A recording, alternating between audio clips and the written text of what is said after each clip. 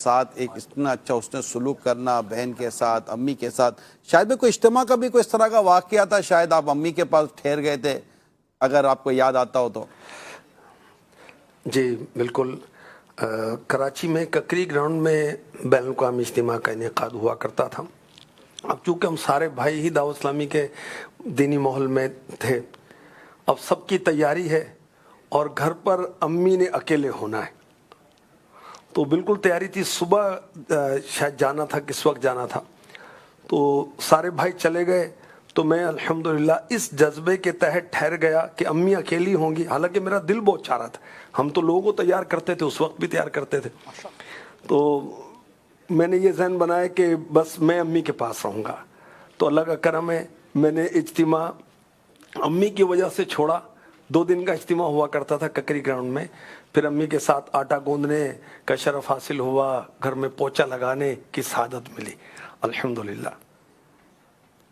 یہ مطلب شروع سے اب یہ گھر گھرستی والا ماحول آپ کا رہا ہے ماشاءاللہ. مدینہ ہمارے اسلامی بھائیوں کے لیے اس میں کافی سیکھنے اور سمجھنے کا ہے کہ, اور امیل سنت کی یہ تربیت مدنی قافلوں کے تعلق سے بھی آپ نے, حقوق کے تعلق سے, والدین کی خدمت کے تعلق سے, دعوت اسلامی کے تعلق, یعنی مجھے میرا یاد ہے اتاری میں میری امی میری ہسپتال میں تھی اور کافی بیمار تھی. امیل سنت نے مجھے پاکستان کے باہر سے بات کی مجھ سے اور امی کی طبیعت میری معلوم کی.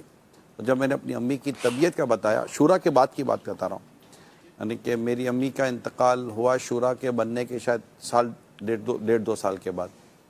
تو مجھے یاد ہے میں ہسپتال کے باہر فٹ پاتھ کے اوپر امیل سنت کو امی کی طبیعت سے آگاہ کر رہا تھا, تو مجھے امیل سنت نے وہیں اسی وقت ارشاد فرمایا کہ عمران آپ تمام تنظیمی کام چھوڑو, تمام تنظیمی کام چھوڑو. یہ واقعہ مجھے جملے یاد ہیں, اور صرف ماں کی خدمت میں لگے. کیا بات ہے, یہ بار بار موقع نہیں ملا کرتا.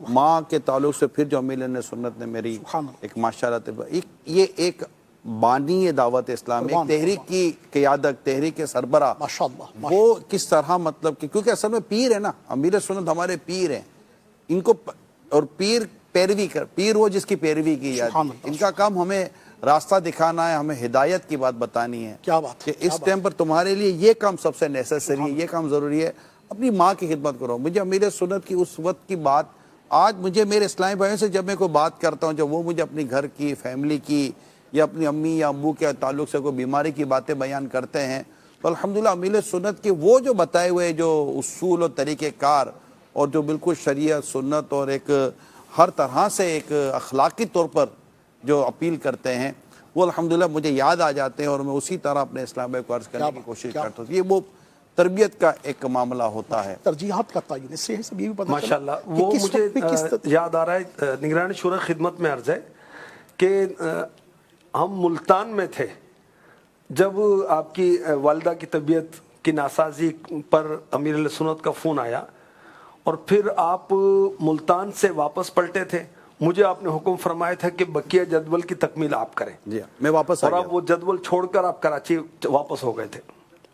اور طبیعت کی تعلق سے تھا تو امیر سنت نے یہ مجھے, یعنی امی میری کئی دنوں تک ایک وقت تک بیمار رہیں, پھر ہسپتال 2 سے 3 ہسپتال منتقل بھی ہوئی.